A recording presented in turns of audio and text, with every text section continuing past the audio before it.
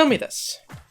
Have you heard the phrase, Marvel is better than DC? If you were to show people the cover of the Watchmen, would most people even know what it is? There are plenty of questions I could ask you that are similar to these, but they would all have a similar conclusion. And that conclusion is that most people just don't care about comic books. Now, to a hardcore comic book fan, that could glean two separate results. One being that you already know this. How many times have you, as a comic book enthusiast, have had to explain to friends or relatives about a comic book? Before going to watch an MCU movie, how many times have you had to crash course them on a specific character? I know I have, and I can get some weird looks for it. A most recent example of this involves the MCU's version of the Elements. In the MCU, the Elements are people like Sandman, Molten Man, and Hydra Man. But in the comics, the Elements are an entirely different group that don't even involve these characters. The other response a comic book enthusiast might have when I say that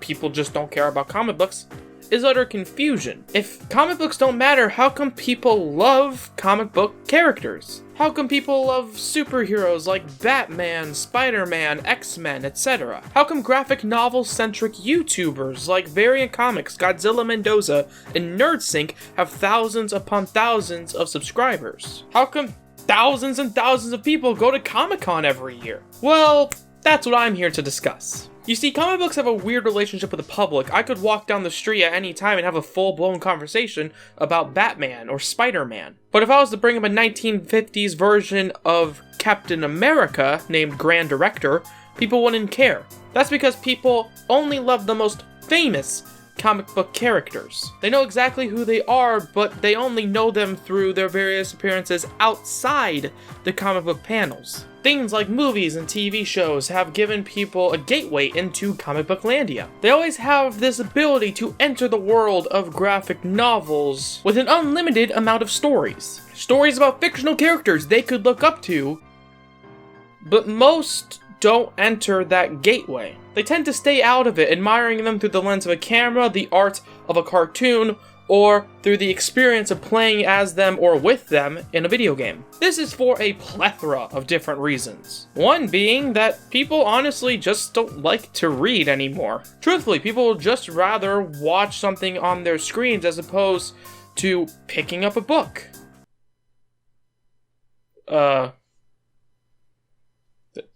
This is awkward. Anyways, another reason could actually come from comic books themselves. Sure, there is an infinite amount of stories to be told, but that's very intimidating to a newcomer. People don't really know where to start, so they don't start at all. Or maybe they do start and just realize that it won't matter in the end. For example, the New 52 wiped out years and years of stories. If stories are just gonna get retconned, why start reading them in the first place? So since people don't even pick up the comic books or stick with them, then that begs the question, why do comic books even matter? If people only care to watch their favorite heroes as opposed to read about them, then do those panels even matter in the first place? Now, on the one hand, the optimist in me wants to say of course they do. Comic books not only created these legendary characters, but also helped further their stories over time. To bring up an example of this, why not turn your attention to The Dark Knight Returns? Before Dark Knight Returns, Batman was still seen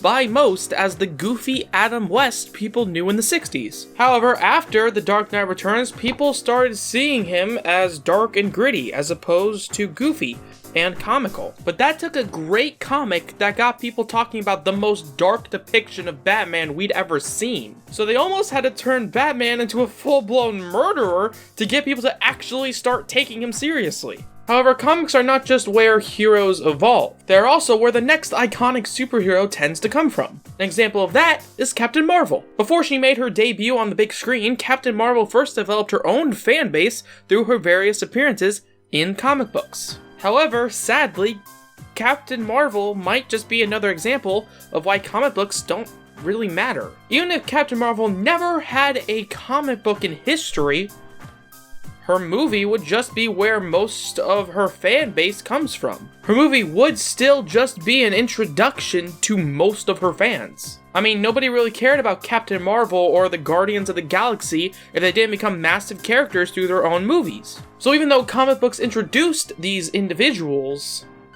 They only really became famous through their movies. Hell, the Guardians are way different to their comic book counterparts. Sure, today's comics might portray them as a bit goofier than before, but that's because public perception views them as goofy characters now. Most people, and admittedly I'm included in those people, have never actually heard of the Guardians of the Galaxy before their movies came out.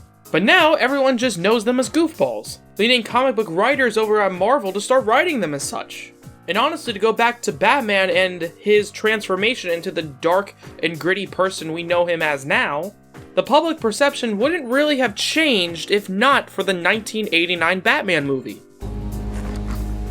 I'm Batman. Sure, Batman was starting to get back into his darker ways in the comics, but it really took this movie to push him over the edge. But wait, that means comic books might just only be changed due to public perception. It doesn't matter what happens in the comics then, because people don't really read them. They just watch them through movies and TV shows. And those movies and shows truly dictate what people think, which means comic books just don't matter to public opinion.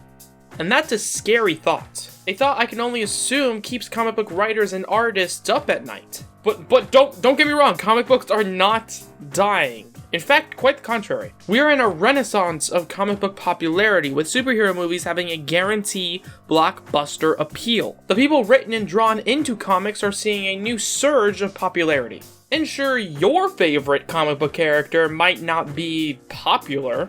You might not be able to go outside and talk about them like you can a public icon like Spider-Man, but if that character someday gets their own movie, you should be glad. Be glad knowing that even if the public didn't know them before, they do now. You go out and proudly wear their colors knowing that you have a love for them that most people might not. And if they are different on screen than they are in the comics, then don't be angry. Be glad that you got to spend that time with them through the pages. You are one of the few that loved them before it was cool. Those changes gave the characters you love a new light for others to love. So sure, comic books might not matter to public opinion, but at least you as a comic book fan can love and appreciate those characters that you've read for years, knowing that their popularity someday will skyrocket. Anyways, that's gonna have to be the end of this video here. Did you guys like it? Let me know in the comments below. If you want to see more of my over-analytic and dorky content, why not check out this video here? And while you're staring at this outro screen, why not click this little subscribe button? Anyways, hope you have a good day, and I'll catch you later. Bye-bye! Yo.